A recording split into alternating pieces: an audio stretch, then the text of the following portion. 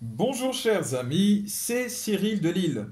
Musulman, pourquoi devenir catholique? Je vais vous donner les raisons qui vous poussent à pouvoir devenir catholique ou à le vouloir. Bon, première chose, ce n'est pas la peine de venir me poster des messages en disant laisse les musulmans, arrête de nous manquer de respect ou je ne sais quoi. J'ai le droit de m'adresser aux musulmans. C'est un droit fondamental. Je m'adresse à la population que je veux à partir du moment où je suis respectueux. Là, c'est le cas.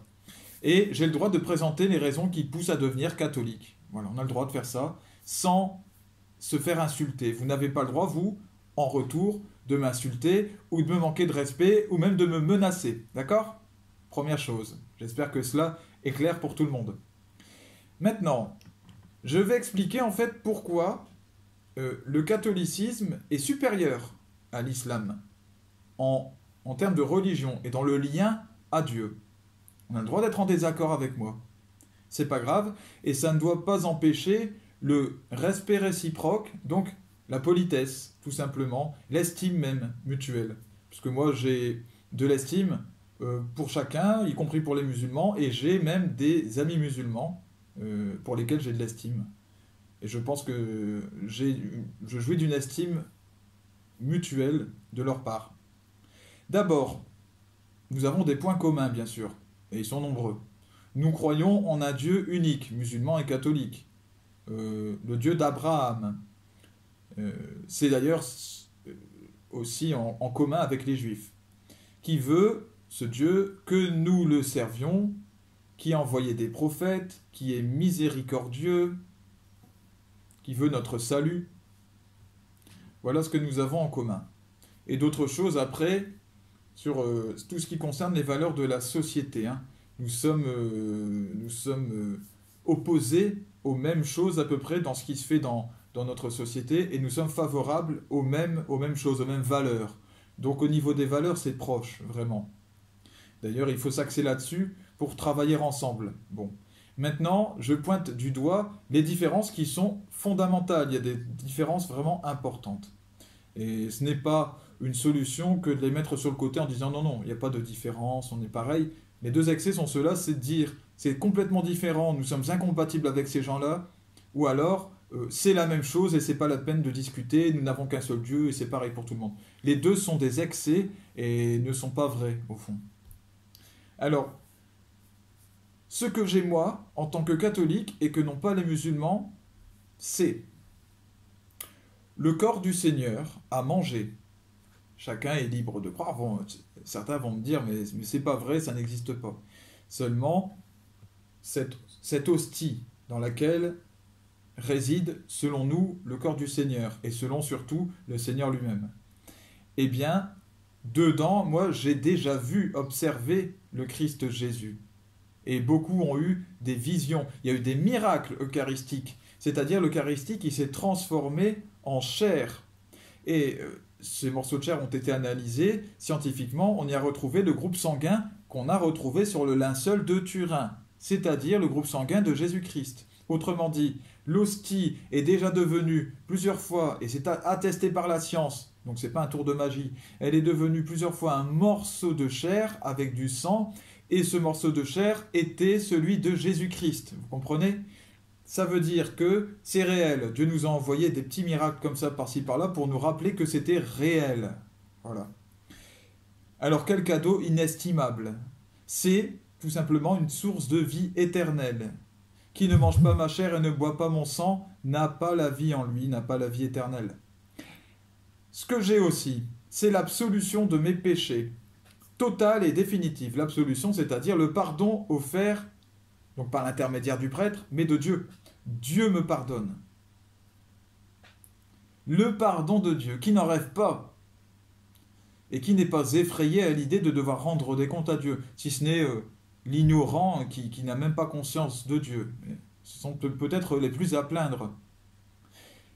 Ce que j'ai aussi, des prêtres institués qui reçoivent des pouvoirs sacrés par Dieu lui-même. Lorsque le prêtre dit que le pain doit devenir le corps, eh bien, le pain devient le corps du Seigneur. Ça le devient au moment même. C'est un pouvoir. Au moment où il consacre le vin pour en faire le sang du Seigneur, il le devient réellement. Lorsqu'il dit que Dieu te pardonne tes péchés, c'est lui qui le dit et Dieu s'exécute. Il pardonne les péchés. Lorsqu'il consacre, il consacre un lieu ou un objet ou je ne sais quoi, Dieu s'exécute et consacre l'objet. Ça, c'est un cadeau qui est formidable. Des charismes surnaturels donnés par Dieu. Voilà aussi ce que nous avons, ce que j'ai personnellement. Bien sûr, tous les chrétiens n'en sont pas des grands utilisateurs. Mais malheureusement, beaucoup ne les utilisent pas du tout. Alors déjà, il y a un charisme énorme aujourd'hui, c'est celui de la joie. Parce que la joie, elle n'est pas donnée. Hein. Et puis, ce monde devient tellement triste et gris que aujourd'hui, quelqu'un de joyeux, c'est louche, c'est surprenant, ou c'est surnaturel. Et en l'occurrence, chez moi, c'est surnaturel. Donc, le charisme de la joie, un charisme qui est donné, c'est celui de la guérison. Donc, le fait de se guérir, ou de surtout guérir les autres. De guérir par le pouvoir du Christ. Les cas de guérison miraculeuse de gens qui sont allés à Lourdes sont attestés par la science et sont nombreux. Il suffit de se renseigner. Donc, les exorcismes, tous les nombreux exorcismes, il y a des prêtres qui sont institués pour ça, mais chaque baptisé est apte à exorciser. Voilà, ça m'est arrivé, je l'ai fait, et je vous atteste, et une personne était avec moi, d'ailleurs c'était un musulman, il a vu de ses yeux ce qui s'est passé ce jour-là. Il l'a vu, et il était incapable de démentir que c'était le Christ qui venait délivrer ce jeune, en l'occurrence, que j'étais en train de délivrer. Il l'a vu, il a vu le changement physique, il y avait quelque chose d'un peu spectaculaire. Nous n'étions pas dans un film d'horreur, mais il y avait quelque chose de clairement surnaturel. Probablement effrayant pour quelqu'un qui n'a pas notion de Dieu, d'ailleurs. C'est un pouvoir que Dieu nous donne, ce n'est pas en mon nom que je l'ai fait, c'est au nom du Christ. La lecture des âmes aussi, le fait de pouvoir lire dans les âmes, c'est un pouvoir que Dieu accorde à certains. Il ne l'accorde pas à n'importe qui, bien entendu, il faut avoir un cœur de charité, c'est-à-dire un cœur de quelqu'un qui ne va pas utiliser ses pouvoirs pour le mal, sinon il les retire immédiatement. Mais le Saint Curé d'Ars pouvait lire dans les âmes, le Saint Padre Pio pouvait lire dans les âmes, il pouvait voir ce qu'avait fait la personne, ce qu'elle n'avait pas fait comme péché. Et il y en a beaucoup comme ça. Certains ont des visions sur les gens. Moi, j'ai des visions sur les personnes, je vois leur croix personnelle, à quoi ressemble leur croix, donc dans quelle matière, dans quelle forme, entourée de quel contexte, avec de quelle couleur, il y a plein de choses différentes. Et en fonction de ça, eh bien, je dis des choses sur la personne, même quelqu'un que je rencontre pour la première fois. Et donc j'ai après la confirmation que tout ce que j'ai dit était vrai, que parfois je disais des choses qui étaient même très personnelles sur la personne. Les visions et les paroles inspirées. Il suffit de se rendre dans une veillée de guérison catholique pour se rendre compte de ça, c'est spectaculaire. Il y a des personnes qui ont des visions sur des fidèles qui sont dans l'église, en tout cas qui sont présents à ce moment-là, des gens qu'ils n'ont jamais rencontrés, et ils vont vous dire, ce matin, en se rasant, il s'est coupé à tel endroit, il va se reconnaître, et lui, le Seigneur vient lui dire, eh bien, telle personne que tu as perdue dans ta vie, à tel âge, eh bien moi, je te dis que...